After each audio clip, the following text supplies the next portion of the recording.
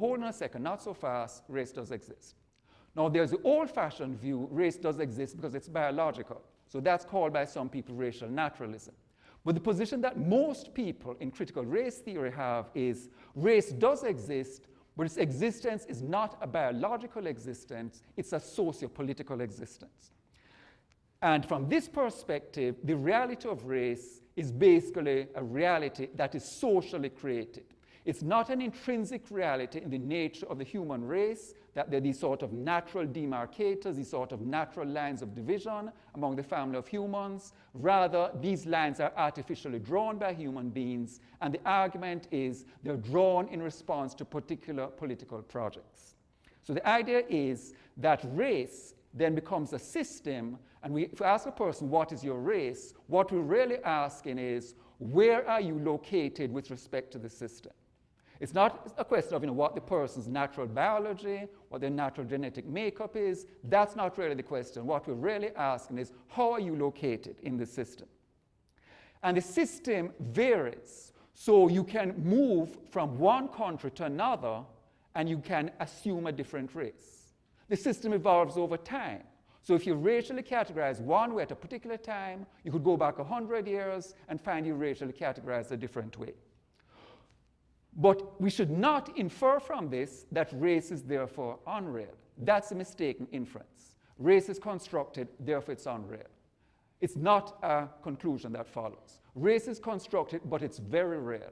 It's very real because being categorized a certain way, being identified as having a certain race, then slots you into a particular position in this racial system.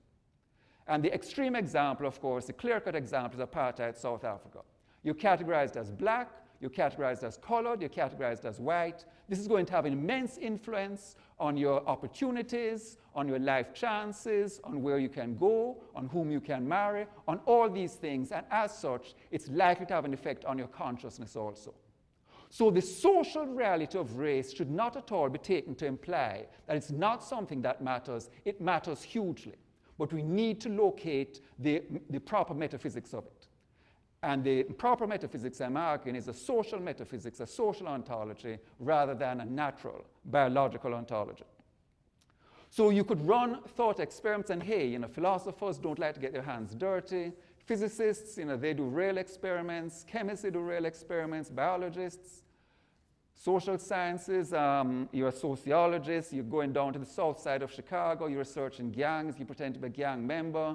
5 years later, you write your dissertation, the gang takes out a hit on you. You're an anthropologist, you go to the Australian outback. All these guys, they get their hands dirty. Philosophy, easy. You do a philosophy experiment, it's a thought experiment. So you just assume the position, which is this. And then half an hour later, or for the really deep, important philosophical insights, 45 minutes later, you come out in major stuff. I've seen the form of the good, and it looks like this. Or I've seen the motor of history, and it's this, and it's a wonderful discipline, very cost-effective, hardly requires any money, and as I say, coming out with great stuff all the time. So whatever negative remarks I might have made of philosophy in my books or else, it's a wonderful discipline from that point of view.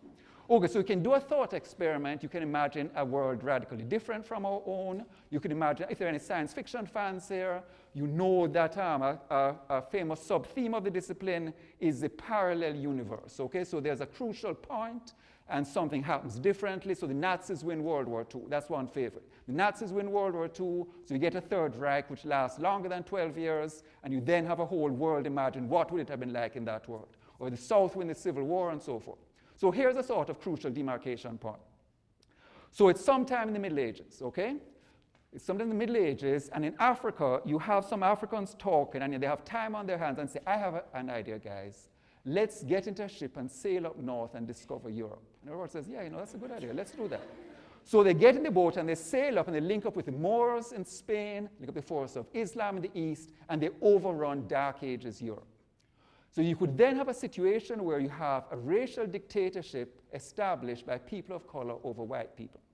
And the white people, sunk as they are in superstition and barbarism, the white people would then be seen as the savages, the people of color would then be seen as the civilized ones. So it means that in a world like that, white people and whiteness and white blood would all be stigmatizing.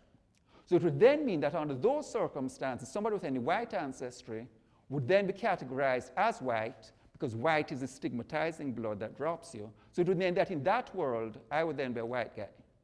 So I would then be a white guy, but I wouldn't be a white guy who's riding at the front of the bus, or the ox cart, I guess it's medieval times. I'd be riding at the back of the ox cart, and I'd be somebody who does not have privilege, and I'd be somebody seen as a savage. So it means that the same person in front of you, Charles Mills, who's categorized as black in the US, and by the way, in my native Jamaica, I'm not categorized as black, but it's a different color system in Jamaica. So I'm categorized as black in the US, I'm categorized as brown back in Jamaica. In this alternative universe, this alternative Dark Ages Europe overrun by people of color, I would be a white guy.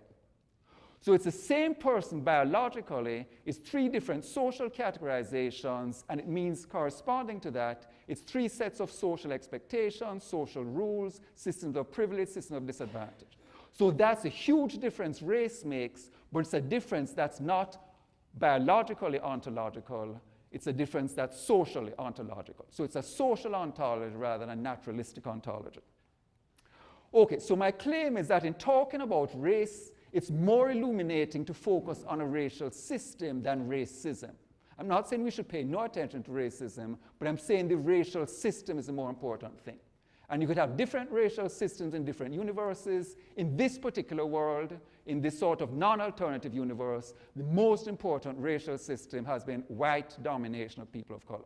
And that's because of the expansion of Europe and the ideologies that accompany the expansion of Europe and the fact that all over the world, in this country, in the US, in Australia, in colonial Africa, in colonial Asia, white people come to dominate people of color.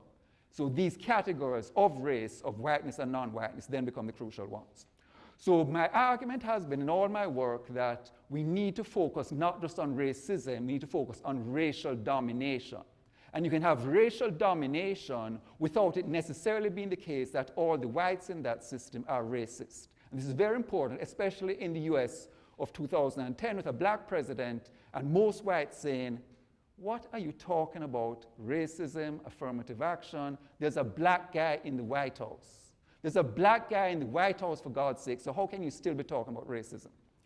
And the point you have to make to people is that you can have a black guy in the White House and you can still have a system of white domination in place.